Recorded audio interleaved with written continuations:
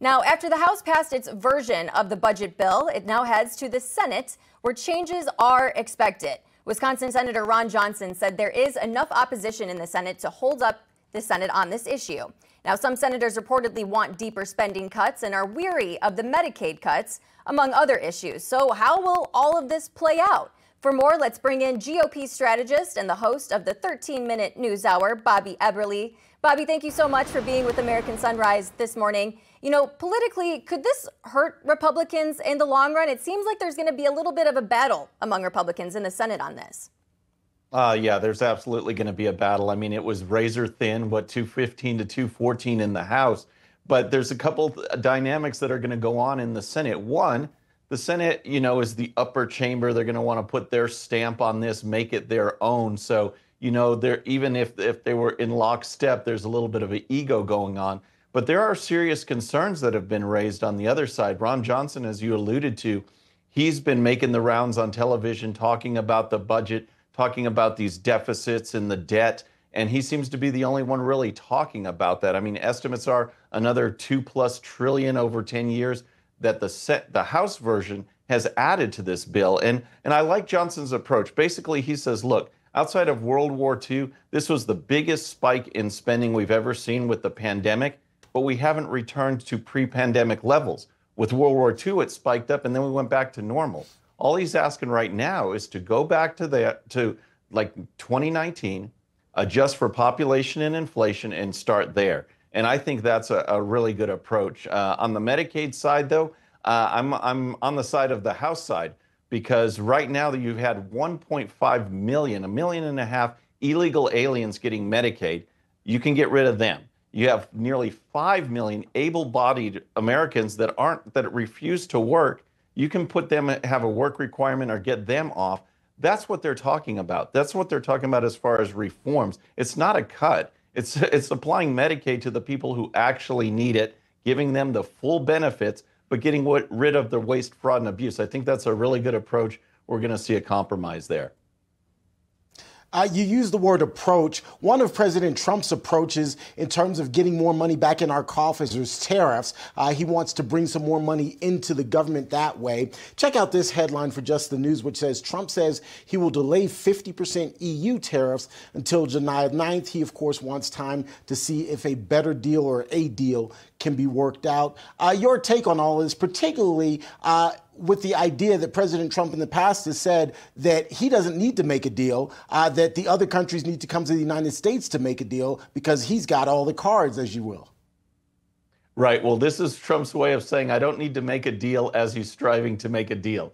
It's his approach. He swings the big hammer and then he waits for people to come around and then they come to a compromise. But I love the way he's handling it, even maybe better than, the first month or so in office, where it seemed a little scattered on where they would apply the tariffs, where they'd take them back. This one is genuinely, hey, I'm going to apply this tariff.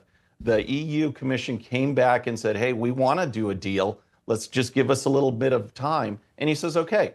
And so I think that's a nice approach. I think they're learning as they're going, but there's no doubt in my mind that they're going to have a deal and it's going to benefit the United States of America. The America First strategy, America First policies that Trump has implemented, he may delay, he may negotiate, but he never compromises on the fact that we put America first and we build this economy to the best that it can be.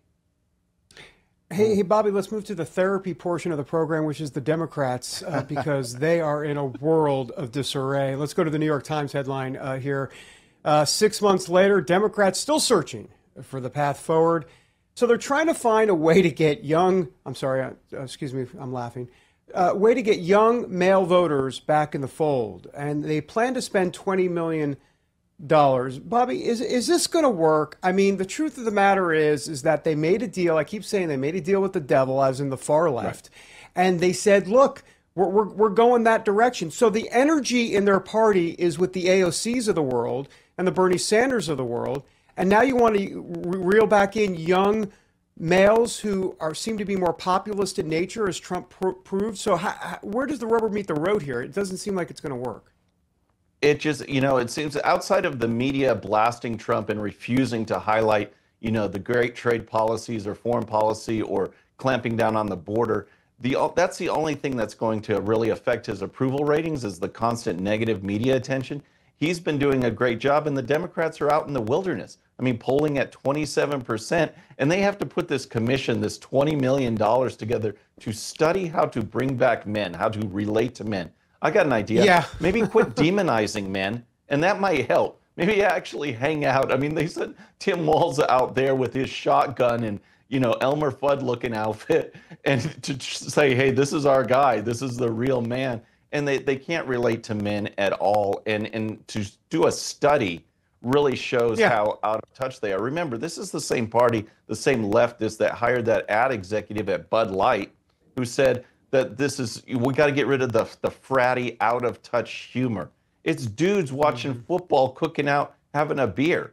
The out of touch person was that ad executive, and that kind of summarizes the whole Democrat Party right now. Absolutely. Maybe they should start calling males males and females females. Just a thought. I'm sorry. Go ahead. I think that's a great step in the right direction. This Bud Light conversation is a perfect example because what? Are the Democrats going to deploy the drag queens as part of this, millions of dollars that they're trying to use to appeal to young men? It just makes no sense. Nothing in their playbook is going to work here. They're going to have to try something totally different. Bobby, before we let you go, though, looking ahead to the midterms, what do the Republicans need to do to make sure that they maintain all this momentum that they gathered in the 2024 election? Well, I think it's two things. It's delivery and it's messaging. So they need to deliver, and they need to be able to cut through the media layer that it surrounds every single issue. I mean, Americans, this is one of the things, if you're feeling good, you just go on with your life. It's only when you're feeling bad that you complain. So if they're feeling good because of the economy, because the border's better, they have more money in their pocket because the Trump tax cuts are still there, we need to remind people that, hey, you're feeling better because you're not in that scenario of the last 4 years. You're in a different place right now because of the Republicans, because of the job we're doing. We need to remind people because they won't get that from the mainstream media. We've got to do the job to be proactive in our messaging and show what we've done. Absolutely. We are going to keep winning, and we are not going to get tired of winning. Bobby Eberle, thank you so much for your time.